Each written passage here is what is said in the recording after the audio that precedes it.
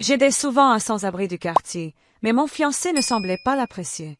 Un soir, il a frappé désespérément à ma porte et a crié « Tu dois sortir de cette maison, Vanda. Tu dois arrêter ça. C'est dangereux. » La voix de Bruno a claqué derrière moi, me faisant presque renverser la boîte thermique que je tenais. J'étais debout au portail de la maison, tendant un dîner chaud à Richard.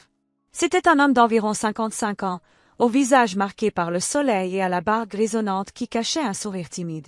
Richard vivait aux alentours du quartier.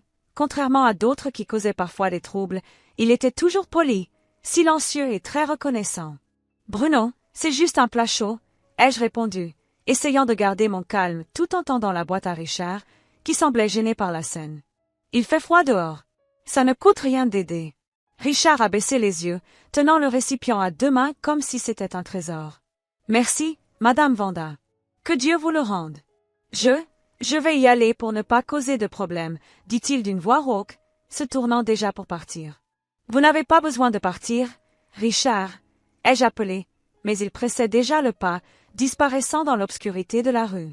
Je me suis tournée vers mon fiancé, sentant le sang monter à mon visage. Bruno avait les bras croisés, cette expression de désapprobation qui devenait de plus en plus fréquente ces dernières semaines. « Tu es trop naïve », a-t-il grommelé en entrant dans la maison et en me laissant seule dans le jardin. Ma mère dit toujours, on leur donne la main, ils prennent le bras. Tu attires des gens dangereux devant notre porte, Vanda. On va se marier bientôt. Je veux de la sécurité pour notre famille. J'ai pris une profonde inspiration, essayant de ne pas transformer cela en dispute. J'aimais Bruno. Il était travailleur, organisé et semblait m'aimer aussi. Nous étions dans les derniers préparatifs du mariage et le stress était naturel, mais cet acharnement contre Richard, je ne le comprenais pas. Pour moi, aider son prochain était la base. Les jours suivants, la routine a continué. Je travaillais à la maison, créant mes objets d'artisanat. Et chaque fois qu'il restait de la nourriture du déjeuner ou du dîner, je mettais une part de côté. Richard ne demandait jamais rien. Il ne faisait que passer. Parfois, il balayait le trottoir d'un voisin en échange de quelques pièces et acceptait mon aide avec un sourire qui illuminait ses yeux tristes. C'est un mardi après-midi que les choses ont commencé à devenir étranges. La mère de Bruno, Madame Marcia, est venue me rendre visite. C'était une femme impeccable. Coiffure toujours parfaite, vêtements élégants, parfums de luxe. Depuis que je m'étais fiancée à Bruno, elle se montrait adorable. Elle m'apportait toujours des cadeaux pour la nouvelle maison, donnait son avis sur la décoration de la fête et m'appelait « ma fille ». « Vanda chérie », s'est-elle exclamée en descendant de sa voiture garée devant mon portail. « J'ai apporté ce set de serviettes de bain que je t'avais promis. Ce sera magnifique dans la salle de bain des invités. » J'ai ouvert le portail en souriant. « Merci, Marcia. Vous pensez toujours à tout. Entrez, je vais faire du café. » Pendant qu'elle prenait les sacs sur la banquette arrière de la voiture, j'ai remarqué un mouvement de l'autre côté de la rue. C'était Richard. Il ramassait quelques canettes dans un sac noir. Quand il a levé la tête et a regardé dans ma direction, il s'est figé. Je n'avais jamais vu une expression changer aussi vite. Le visage tranquille de Richard s'est transformé en un masque de pure terreur et de choc. Il a lâché le sac de canettes par terre, provoquant un bruit métallique qui a résonné dans la rue silencieuse. Marcia, qui était dos à la rue, s'est retournée en entendant le bruit. Elle a ajusté ses lunettes de soleil et a jeté un coup d'œil bref dans sa direction avec un air de mépris. « Ma parole, ce quartier devient malfamé. Hein, Vanda ?» a-t-elle commenté sans y accorder beaucoup d'importance en entrant dans ma cour. Mais Richard ne la quittait pas des yeux. Il était pâle, comme s'il avait vu un fantôme. Au pire, il a reculé d'un pas, trébuchant sur ses propres pieds, et s'est caché derrière un arbre, tremblant visiblement. « Richard, tout va bien ?» ai-je crié depuis la porte, inquiète. « Allez, chérie, laisse cet homme tranquille. » Marcia m'a tiré doucement par le bras, fermant la porte d'entrée. « Ne leur donne pas trop de confiance. Bruno m'a dit que tu nourrissais ces gens-là. C'est dangereux, tu sais ?» À l'intérieur, nous avons servi le café.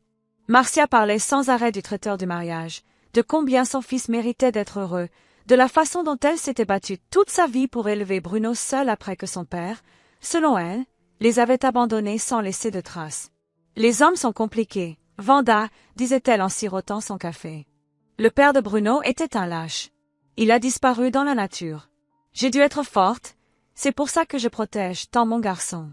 Et tu dois prendre soin de lui aussi. Arrête d'attirer des gens étranges près de votre maison. J'acquiesçais de la tête, mais mon esprit était dehors.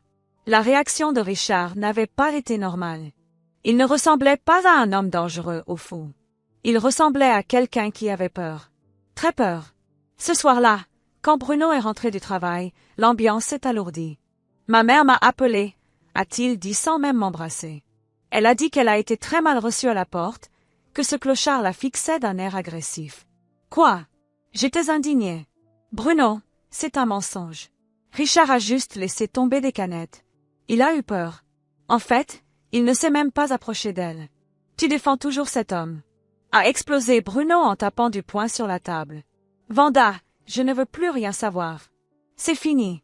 Si je te vois encore lui donner à manger, on va avoir un sérieux problème. Ma mère était nerveuse.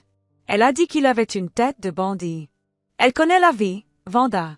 Elle s'est identifiée les gens mauvais. Je suis restée silencieuse, ravalant mes larmes. Je ne voulais pas me disputer.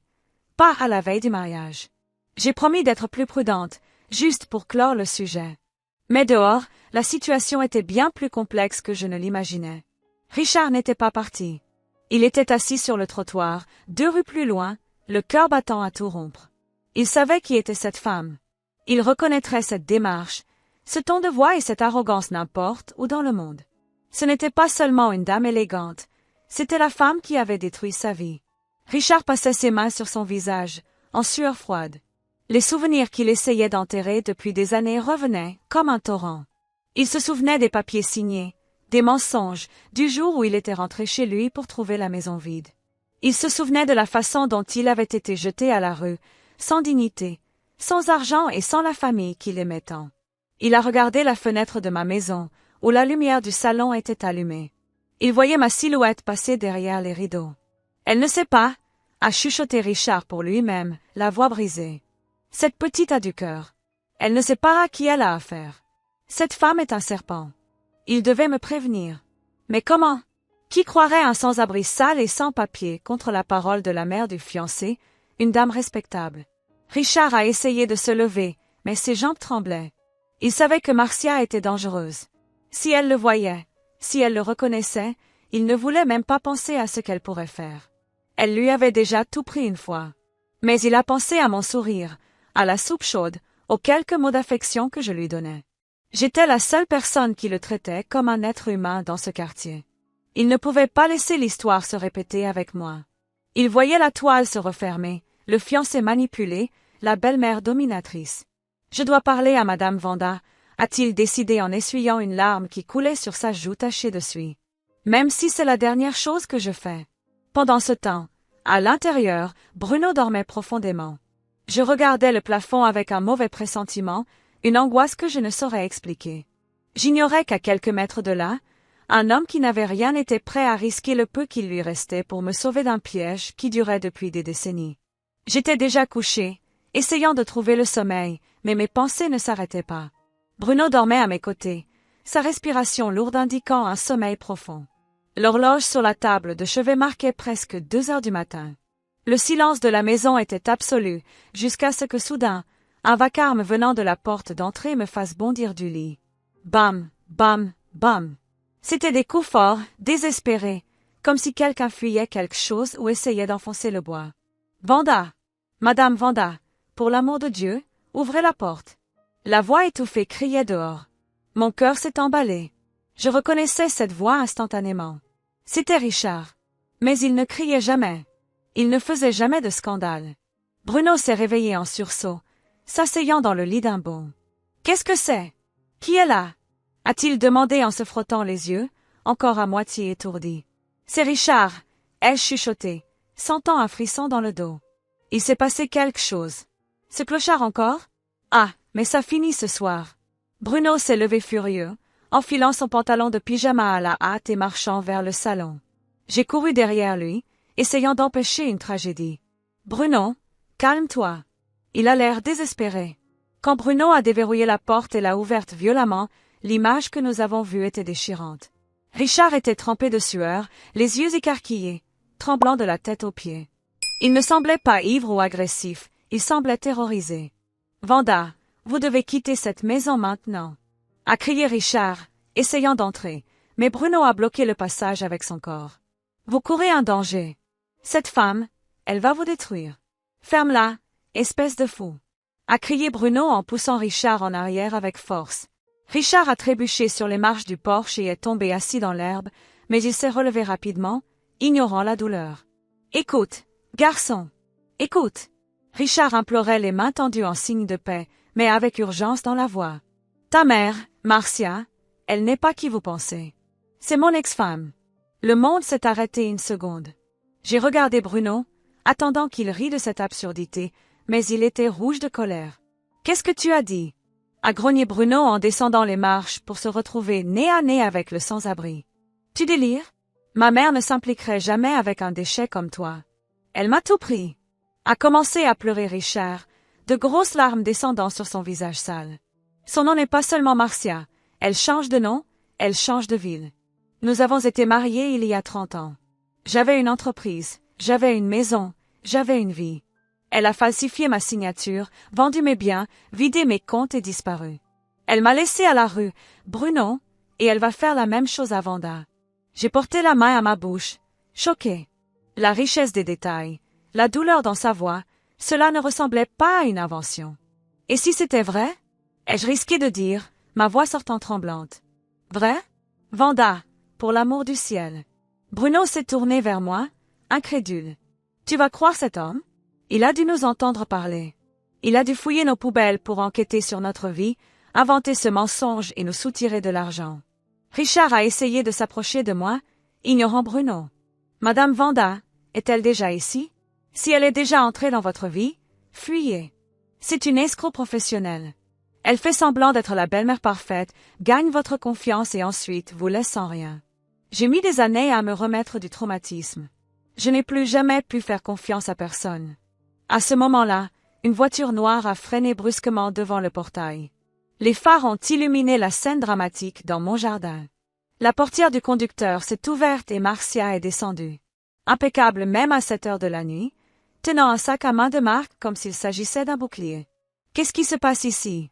a-t-elle crié en courant vers nous avec une expression de panique. « Bruno, mon fils. » J'ai senti un serrement dans la poitrine. Je savais que quelque chose clochait. Dès que Richard a vu Marcia, il a reculé comme un animal piégé. « C'est elle. C'est elle. » Il a pointé un doigt tremblant. « Dis la vérité, sorcière. Dis ce que tu m'as fait. » Marcia s'est arrêtée à mi-chemin, a regardé Richard et a poussé un cri aigu, portant les mains à son visage dans une simulation parfaite de terreur. Lui? Bruno? Au secours. Elle a couru se cacher derrière son fils, agrippant sa chemise. C'est l'homme qui me harcèle. C'est le harceleur que j'ai fui toute ma vie. Je suis restée paralysée, regardant l'un puis l'autre. La confusion était totale. Harceleur? A demandé Bruno en enlaçant sa mère de manière protectrice. Oui. Marcia pleurait abondamment, cachant son visage contre le torse de Bruno. Cet homme est fou, mon fils. Il était obsédé par moi quand j'étais jeune. Il inventait que nous étions mariés, me menaçait, disait qu'il tuerait quiconque s'approcherait de moi. J'ai changé de ville tant de fois pour le fuir et maintenant il m'a trouvé. Il m'a trouvé ici, chez ta fiancée. Richard la regardait avec un mélange de haine et d'incrédulité. Menteuse. Tu es le diable. Vanda, ne la croyez pas. Bruno, aveuglé par le récit de sa mère, s'est avancé vers Richard. Cette fois, ce n'était pas juste une bousculade. Il a saisi l'homme par le col de sa vieille chemise et l'a traîné jusqu'au portail. Si tu t'approches encore de ma mère ou de ma fiancée, j'appelle la police et je te garantis que tu pourriras en prison. A hurlé Bruno en jetant Richard sur le trottoir. Disparais d'ici. Vous allez le regretter. A crié Richard depuis le sol en se relevant avec difficulté. Il m'a regardé une dernière fois avec un regard suppliant qui m'a brisé le cœur. Attention aux documents, Vanda. Attention à ce que vous signez. Dégage. A beuglé Bruno une fois de plus. Richard, vaincu et humilié, a tourné le dos et s'est éloigné en boitant dans la rue sombre, disparaissant dans la brume de l'aube. Marcia continuait de pleurer dans les bras de Bruno, tremblant de façon exagérée. « Oh mon Dieu! Quelle frayeur! J'ai cru qu'il allait me tuer cette fois. Merci, mon fils. Tu m'as sauvé. » Bruno l'a conduite à l'intérieur, passant devant moi sans même me regarder dans les yeux. « Tu vois ce que tu as fait, Vanda » a-t-il dit d'une voix glaciale. « Ta charité a failli coûter la vie de ma mère. Tu as amené un maniaque à notre porte. J'espère que tu es satisfaite. » Je suis restée debout sur le porche quelques instants de plus, sentant le vent froid frapper mon visage. L'histoire de Marcia semblait trop parfaite, trop commode. Mais les derniers mots de Richard résonnaient dans ma tête. « Attention à ce que vous signez. » Je suis rentrée et j'ai vu Marcia assise sur mon canapé, buvant un verre d'eau que Bruno lui avait servi. Ses mains tremblaient, mais quand nos regards se sont croisés pendant une fraction de seconde, avant qu'elle ne recommence son numéro de victime, j'ai juré avoir vu une lueur froide et calculatrice dans ses yeux. Une lueur de triomphe. Cette nuit-là, personne n'a dormi. Mais pendant que Bruno consolait sa mère, une graine de méfiance avait été plantée dans mon cœur, et je savais que je devais découvrir la vérité, quoi qu'il en coûte. Dans les jours qui ont suivi cette nuit chaotique, la paix dans ma maison n'était qu'apparente. Marcia continuait de loger chez nous, prétendant avoir peur de rentrer seule à son appartement. Bruno la traitait comme une reine, aux petits soins, mais j'ai commencé à remarquer des choses qui passaient inaperçues auparavant. Cette femme, soi-disant terrifiée et traumatisée, semblait récupérer bien vite dès qu'il s'agissait d'argent. Un après-midi, alors que je feignais de lire un livre dans le salon, j'ai entendu Marcia au téléphone. Sa voix était ferme, autoritaire, rien à voir avec la victime éplorée des nuits précédentes. « Non, j'ai dit que je veux le virement aujourd'hui. Vendez ce qu'il faut vendre, » chuchotait-elle. En me voyant entrer, elle a raccroché précipitamment et a affiché un sourire forcé. « Ah, Vanda !» Je parlais avec la banque, j'essayais de protéger mes économies de ce fou. Tu sais, cela a allumé une alerte rouge dans mon esprit. L'histoire ne tenait pas.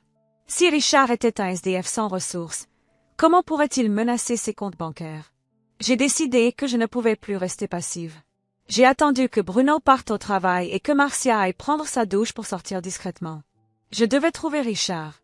Mon cœur me disait qu'il n'était pas le méchant de l'histoire.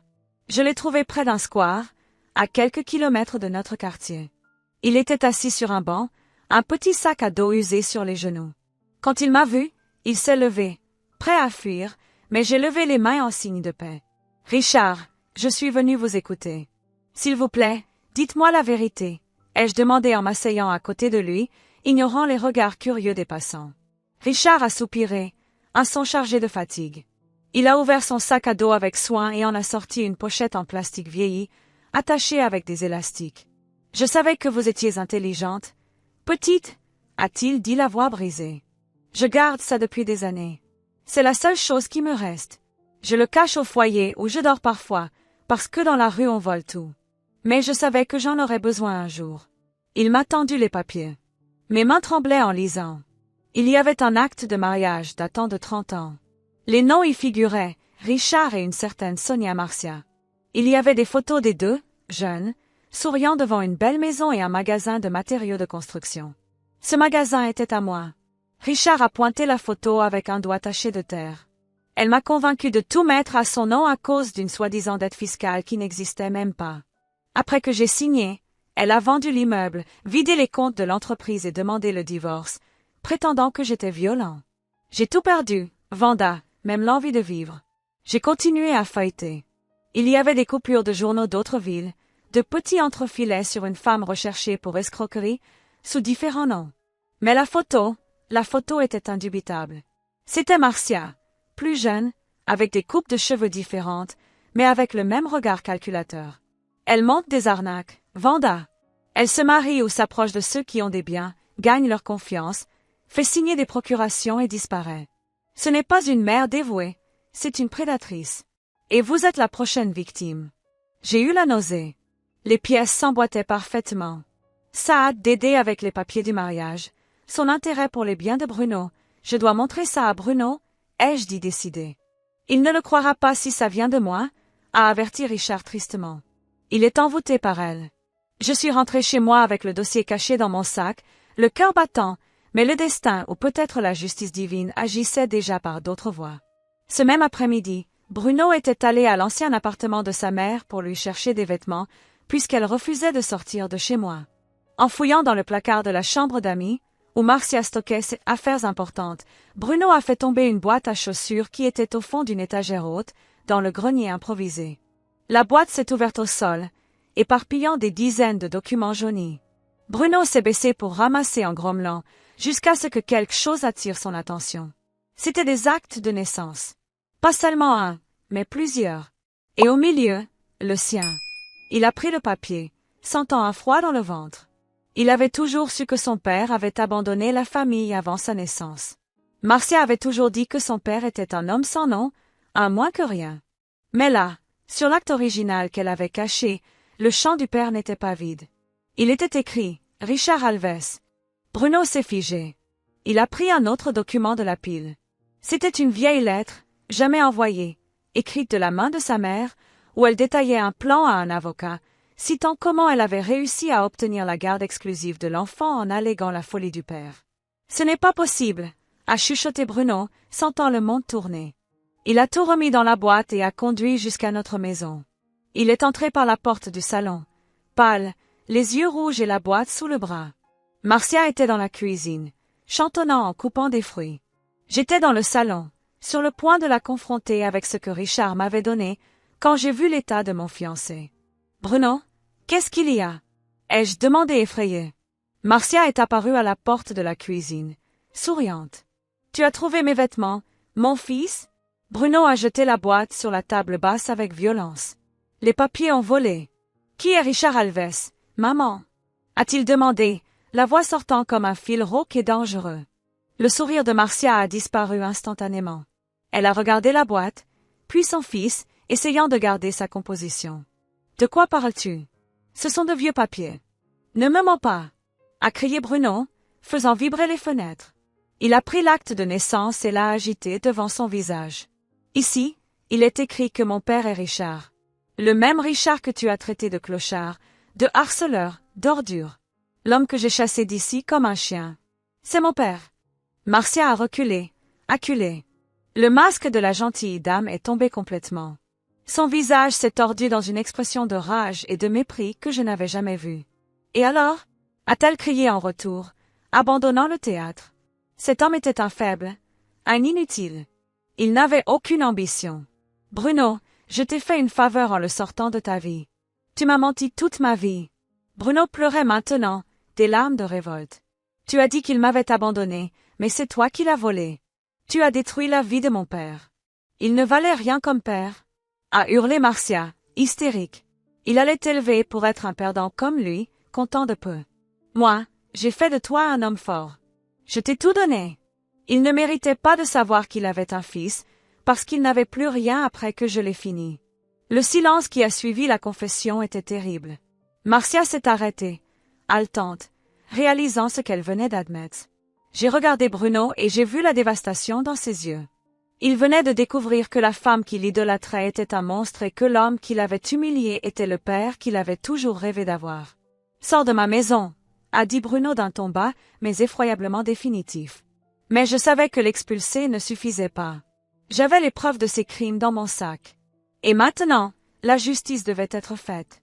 Le silence dans la pièce a été brisé par le son de ma voix, ferme et décidée, alors que je sortais mon téléphone de ma poche. « C'est fini, Marcia, ou Sonia, ou quel que soit ton vrai nom. » J'ai levé la pochette que Richard m'avait remise plus tôt. Quand elle a vu ces vieux papiers dans ma main, la couleur a fui son visage. Elle savait exactement ce qu'il y avait là. « Où as-tu eu ça ?» a-t-elle sifflé, abandonnant toute tentative de paraître une dame sans défense. « Avec l'homme que tu as détruit ?» ai-je répondu. « J'ai déjà appelé la police. Ils sont en route. » Et cette fois, Bruno sait tout. Marcia a regardé son fils, cherchant un signe de clémence, mais Bruno était assis sur le canapé, la tête entre les mains, incapable de la regarder. Réalisant que le jeu était fini et qu'il n'y avait plus personne à manipuler ici, elle a pris une décision rapide. Elle a couru vers la chambre, a pris son sac où elle gardait de l'argent liquide et les bijoux qu'elle avait obtenus de Bruno ces derniers mois, et a filé par la porte d'entrée, sans dire un mot d'adieu. « Laisse-la partir », a murmuré Bruno sans force. « Non, Bruno. Elle ne peut pas s'échapper encore une fois. Pas après ce qu'elle a fait à ton père et à tant d'autres personnes, ai-je dit en allant vers lui et en prenant sa main. Viens, nous devons régler ça. » La police est arrivée quelques minutes plus tard. J'ai remis tout le dossier que Richard avait gardé pendant des années, les preuves des fraudes, les documents falsifiés, les coupures de journaux. Les officiers ont été impressionnés par la quantité de preuves. Ils ont découvert sur place, via leur système, qu'il y avait des mandats d'arrêt ouverts contre elle dans 3 régions différentes pour escroquerie et usurpation d'identité. La traque n'a pas duré longtemps. Marcia a été interceptée à l'aéroport Roissy-Charles de Gaulle 2 heures plus tard, essayant d'acheter un aller simple pour l'étranger avec un faux passeport. Elle a été arrêtée en flagrant délit, criant et menaçant les policiers, portant une valise pleine d'argent qui ne lui appartenait pas. La vengeance du destin a été de l'avoir menottée, perdant cette liberté qu'elle avait utilisée pour détruire tant de vies. Elle paierait enfin pour chaque centime volé et pour chaque larme qu'elle avait fait verser à Richard. Mais pour nous, le véritable voyage ne faisait que commencer. Bruno était dévasté. La culpabilité le consumait.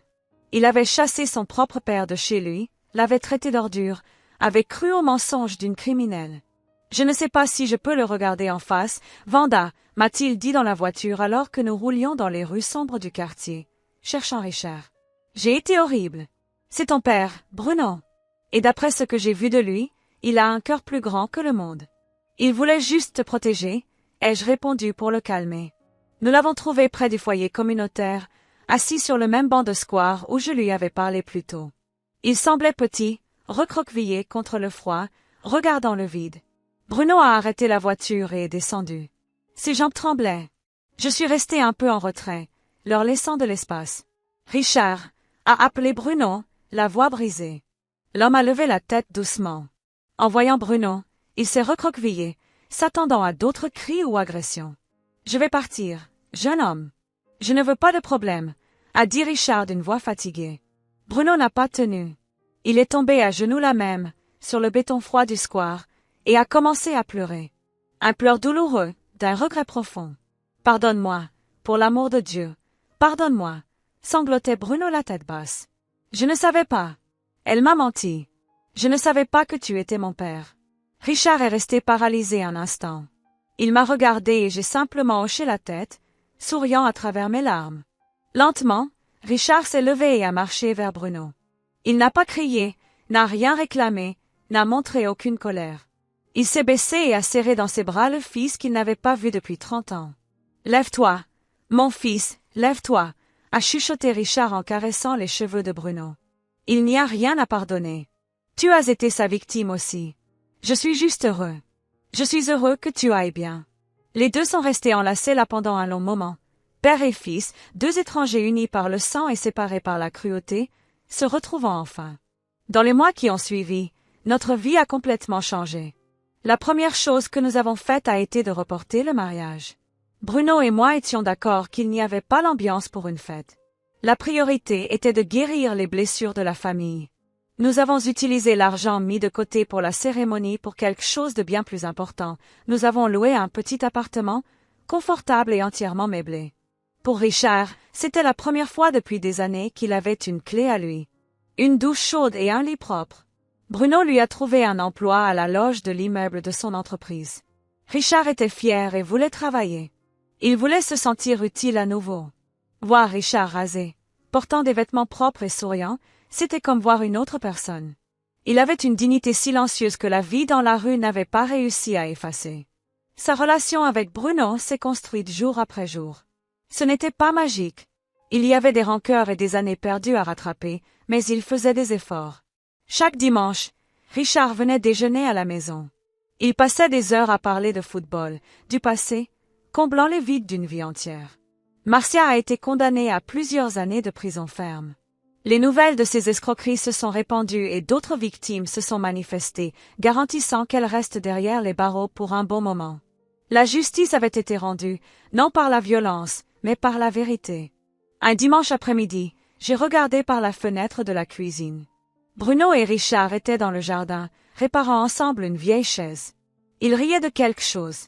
Le soleil frappait leur visage et j'ai réalisé qu'ils avaient le même sourire. Je ne m'étais pas mariée avec Fast cette année-là, mais j'avais gagné quelque chose de bien meilleur. J'avais gagné la certitude que la vérité finit toujours par apparaître, peu importe combien on essaie de la cacher. Et par-dessus tout, j'avais gagné une vraie famille. Richard m'a regardé depuis la fenêtre et a fait un signe de la main. Avec ce regard reconnaissant de toujours, j'ai répondu à son geste. Le cauchemar était terminé et la vie, la vraie vie, ne faisait que commencer pour nous tous. Si vous avez aimé ce récit, bienvenue sur les liens du passé.